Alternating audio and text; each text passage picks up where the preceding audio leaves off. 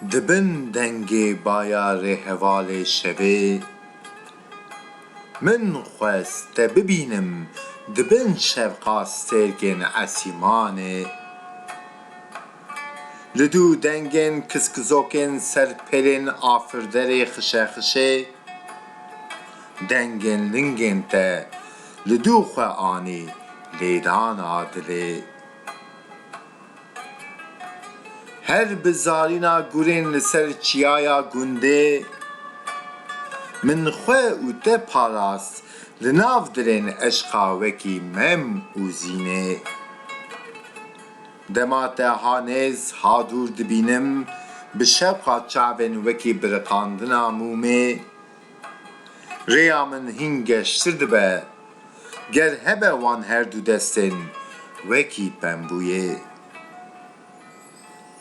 Her gotinê te tevî baya ji her du lêvên mîna gilyazê, wekî nûra baya xwezaya pêk tîne bên vedana jînê.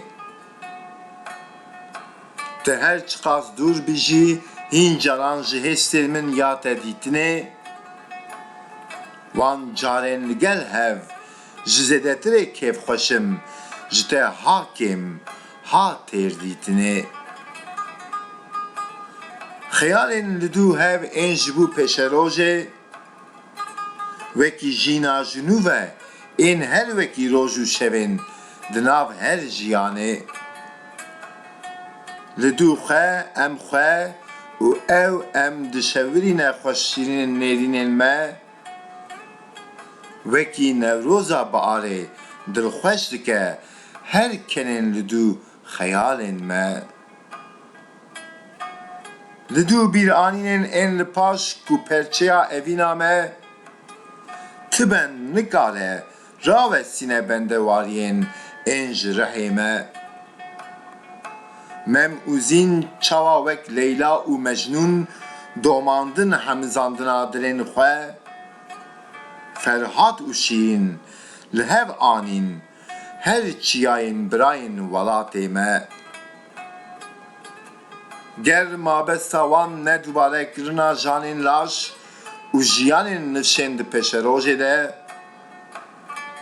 her bigre destê min wekî kelepçên jêvênab ên fez li ser jiyana gelan ji berê de.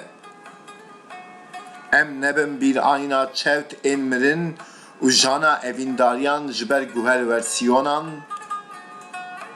bê îş û elem û jan bimeşin li hemberî her kemînan. Bila memûzîn hîn xweştir bikenin bi lêvên û rûyên sor ên wek gulan, bila bexçê gulan bê sitrî jîn bibin bi nedûbare kirina çerxa şaş ên perwerdan. Her nifşên her heyî îro û sibê, bila bibin ronahiya kêfxweş ên evîndaran, li ser rêya evîna min û te şev û roj bila bibiriqin wek mînaka qezenca her gel û jiyan.